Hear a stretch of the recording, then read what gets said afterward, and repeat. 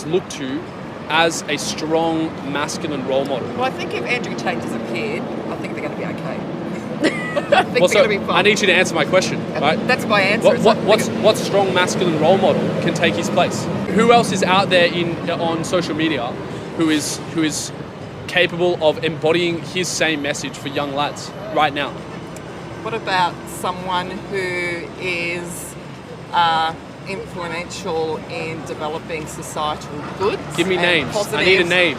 Oh, Do you see? And I know that I'm kind of putting you on the spot here, but this is part of the concern is just because Tate might disappear doesn't mean that young boys yearning for a strong father figure that might be missing in their life disappears. Truly, only two types of men in the world. What's your go-to meal for McDonald's? And then Andrew says, notice which guy got the save number. Oh, yeah, boy. Hey, that's the thing, fellas. When you're on your purpose, you tend to act like that other guy out there at the bottom, and you're going to get yourself saved in their contacts. But, bro, I'm telling you, this sounds great and everything, but improve yourself for you, fellas, not for anyone else. Improve yourself for you.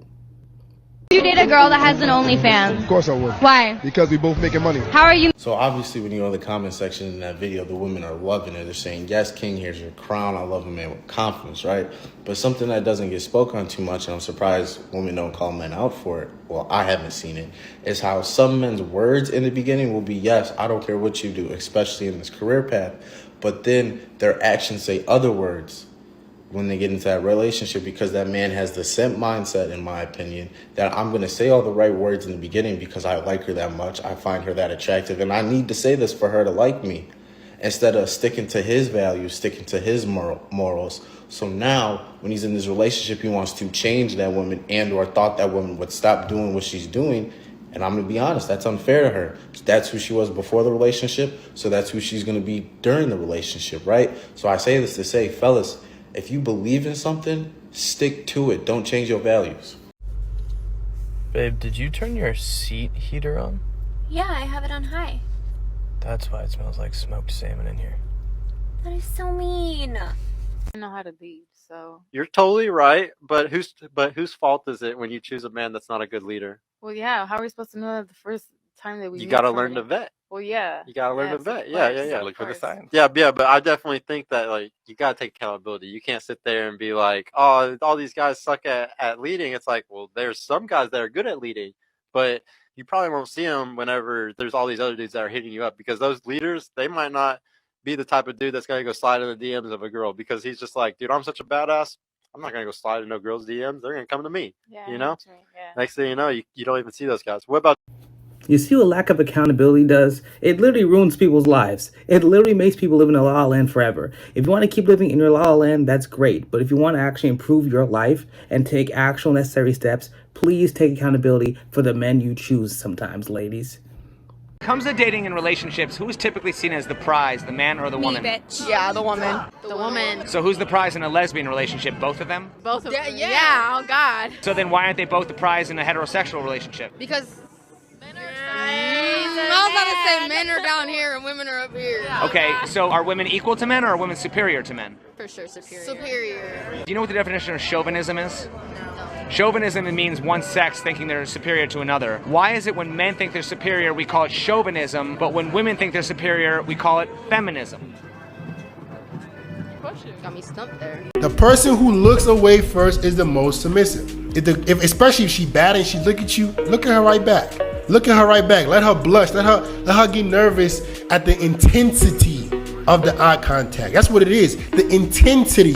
You are not afraid to look at her in her eyes. You are not afraid to show her that you're gonna stand your ground. That's what it is. It's a test. When a woman looks at you, it's a test. She wants to see, are you a guy worth submitting to? If you look away first, it's over. You're someone that shows off what you have online, your car, your watch, your lifestyle, your spouse, where you went out to eat. Then here's some genuine advice for you. People don't care. Wallahi, they actually don't care. And you actually look like a fool. And what's worse is that not only is it that people don't care, but they actually don't like it. And people envy you. Not in a good way. Because when people who don't have what you have see you flashing online, what do you think that's going through their head? Oh, I'm so happy you're going on holiday with your lovely spouse taking pictures while I'm here sat on a Monday morning sitting in the office. And don't get excited by the comments people give you. They may throw a fire emoji in your comments, but the real fire is inside them because they're burning with envy. Listen, take the advice of the Prophet ﷺ. A private life is a happy life. Because he ﷺ said, be discreet in order to achieve what you want. For everyone who is blessed is envied. That's one of the best things I could have ever heard, bro. Kings, as a man, you gotta understand, privacy is super, super important, bro. Being able to live in privacy, being able to do what you can by yourself and have complete anonymity is so priceless. So when you're racing to the top and you're becoming the best version of yourself, understand that it can come with some fame. And fame is great in certain senses, but a lot of times it just brings people who are jealous, envious, and could hurt you and your family. So don't be too boastful. Always remember to stay humble when you're winning.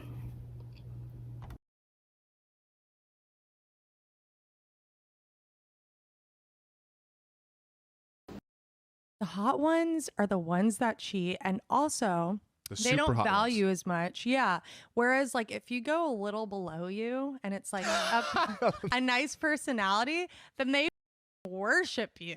That's, you know what's funny? Girls do that in the beginning, like in the early to mid 20s, and sometimes like late 20s, they want that alpha, like super hot guy just to like all crazy, and then they get heartbroken so many times, and then their biology's like, you need to have kids, and it's like, well, this one guy who was a little bit more beta, who's like not as good looking, who's like maybe like a 7 out of 10, he's got a good job, you know, he can take care of the kids, like he was always there, you know, he won't leave, he's desperate for me, so yeah, maybe. And then she marries him, and then after like 10 years or 5 years, she's like, this guy's such a fuck, and then she cheats or like divorces or leaves. Isn't it sad how that cycle, everybody knows it? Like, everybody knows the cycle. Like, it's not even a secret anymore. It's really sad. That's why, honestly, it's very, very hard nowadays to find somebody who truly values you. It's not everybody. There's, of course, great people out there you can find. But a lot of majority, especially people who are immature, think that certain way and they have that certain lifestyle.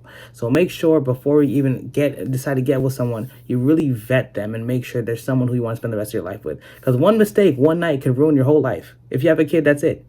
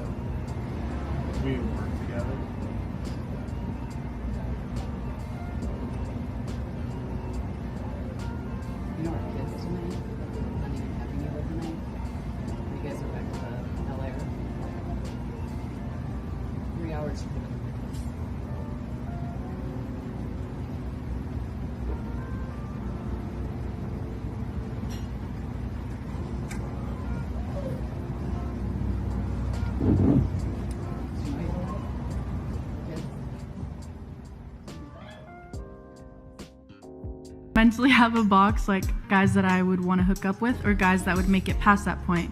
And if it's a guy... Wait, real quick question on that. So you have two boxes, right? You have just hookup box and relationship box.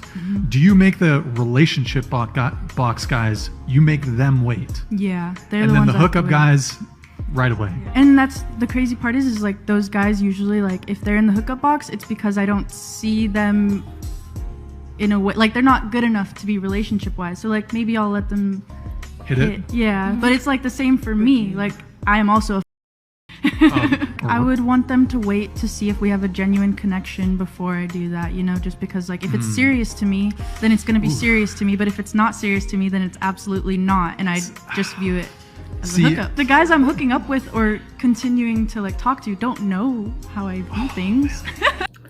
And this is why, man, you focus on yourself, because you do not deserve to be played around like this, man. Like, oh, man, it's so sad. It's so sad how so many guys are just played and they don't even know.